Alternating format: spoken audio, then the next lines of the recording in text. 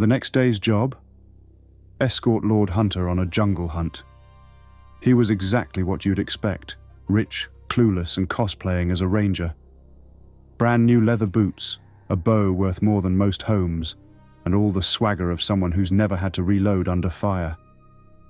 He wanted exotic game. Probably something to hang above a fireplace no one uses.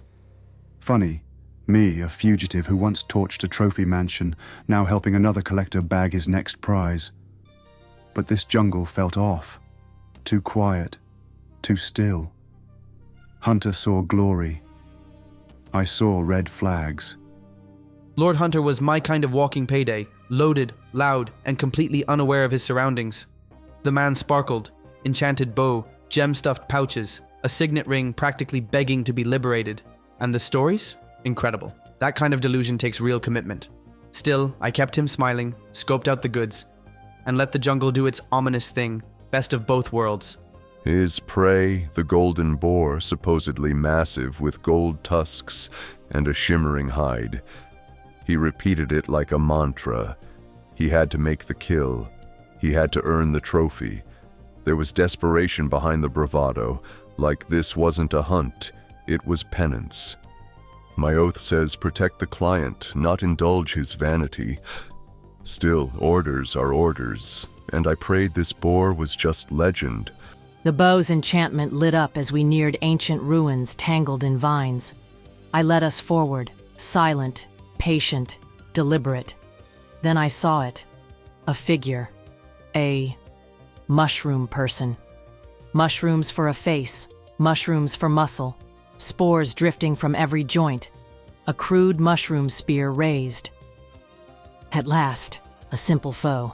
No lies, no politics. Just violence in its purest form. The ancestors approve. Myconids, or something like them. Real talk, FamJam, Paracrypto Arcanozoology was not a class I remember paying much attention to, but as it turns out, it is super important if you actually leave school and, do stuff out in the real world or whatever. Everything is basically one of these paracryptid thingies for real.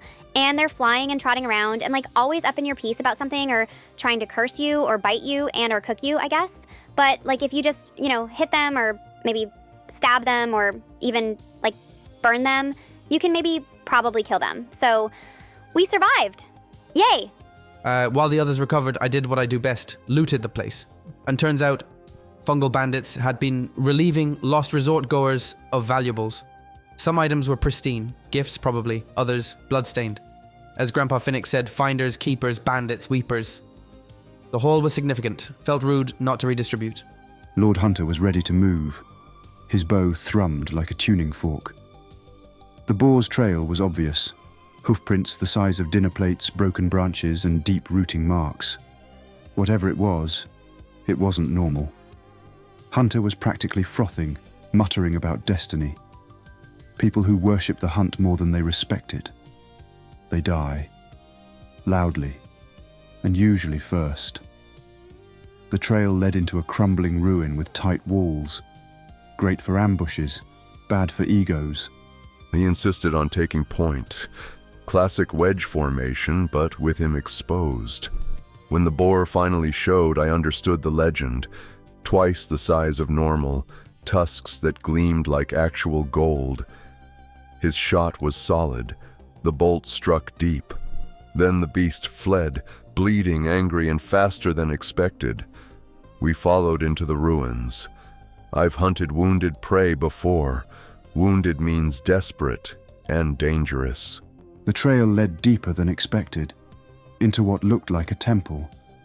Carvings shimmered in the jungle light, almost shifting when you didn't look directly. And then, different stonework, different air, primitive, wrong. My shifter instinct screamed, but Lord Hunter charged in like he was storming a buffet.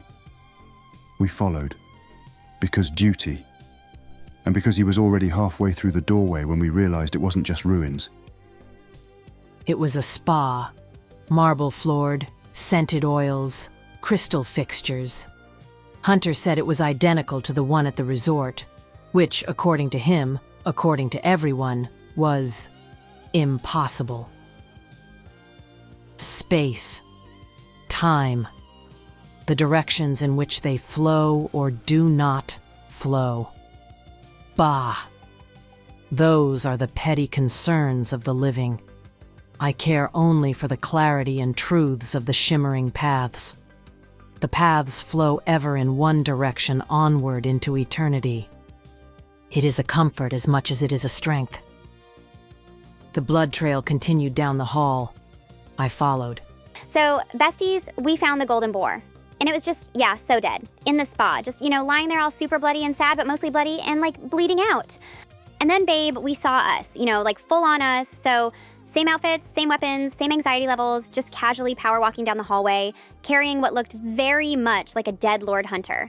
Actually, it could be an illusion or an image or a hallucination or even a divination, but nah, I think it's more like a simulacrum maybe, or maybe some fleshy constructs, or clones or copies or, duplicates or those of us, So versions of me and the dead one and the wild one and the big one and the hobbit one just running around, but independent of us. Got it? Girl, what are we doing? Am I in a time loop, a dream, trapped in a once dead god's interconnected networked consciousnesses from all alternate realities? Is this a glitch in the weave, or did the spa just go interdimensional on us? Because let me tell you, Professor Grimwater definitely did not prepare me for what to do when you watch your own clone yeet a nobleman into a magical death hall. I'm sorry. Make it make sense. This is beyond weird. This is capital W what the Fae is going on weird. The spa is super nice, though. So, yeah.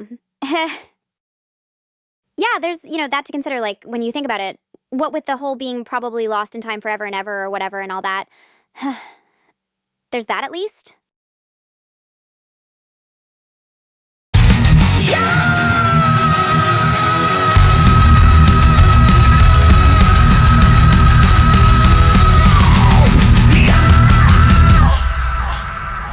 Motherfucking